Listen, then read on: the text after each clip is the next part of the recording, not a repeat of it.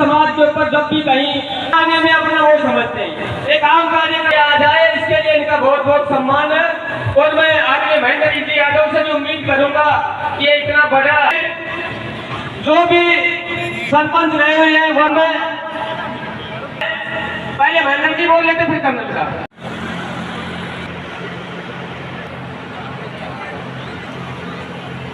तो एक बार अब श्री योगेश्वर श्री भगवान श्री आज नक्षत्र में रात को 12 बजे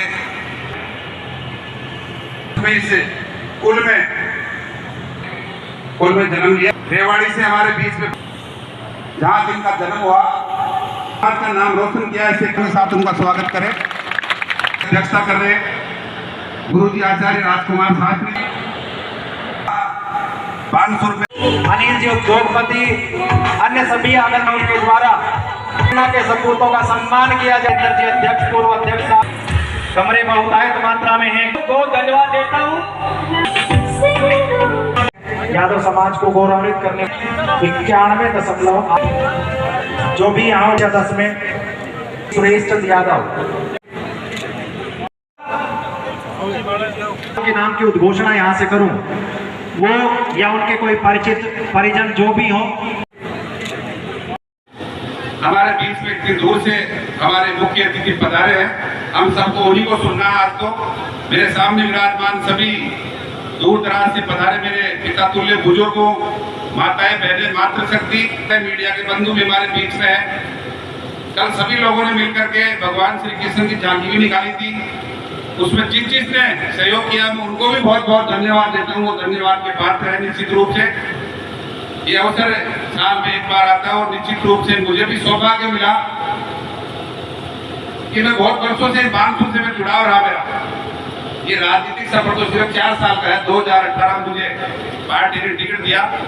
निश्चित रूप से शायद कहीं न कहीं ईश्वर की, भगवान श्री कृष्ण की कृपा होगी कि मुझे आप लोगों के बीच में आने का अवसर मिला। और एक बात तो मैं आपको निश्चित रूप से कहना चाहता हूँ कि आप बानसूर यादव समाज का कर्ज तो मैं इस जन्म में तो उतार नहीं सकता, इसके लिए तो मुझे और जन्म लेने पड़ेंगे। आपने मुझे बहुत आशीर्वाद दिया है सभी ने मिलकर के। निश्चित रूप से मैं आपका हमेशा के लिए कर्जदार हूँ।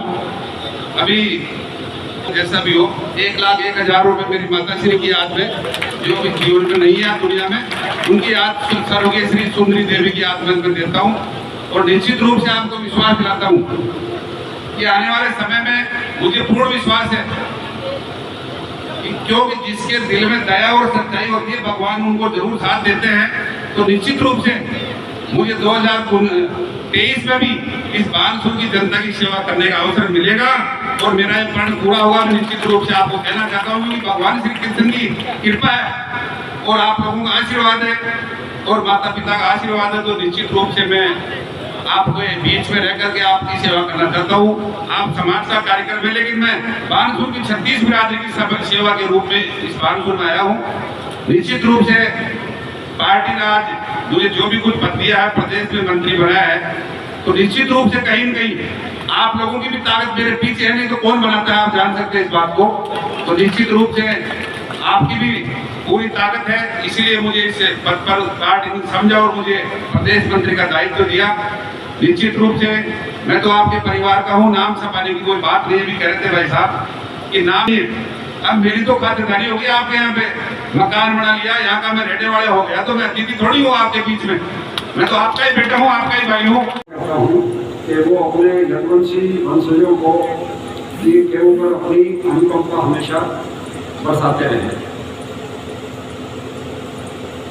यहाँ आने के बाद मैं ये जरूरी समझता हूँ कि आप सबको बधाई दूँ कि आपने अपने ही प्रयत्न और अपने ही योगदान से इतना बड़ा समाज को इकट्ठा किया है और शिक्षा और कोचिंग के जगत में आपने इतनी अनुभूति कमाई है। आपका प्रयत्न जो है, एक्चुअली बानसूर को सिर्फ विद्या के कारण ही जाना जाता है।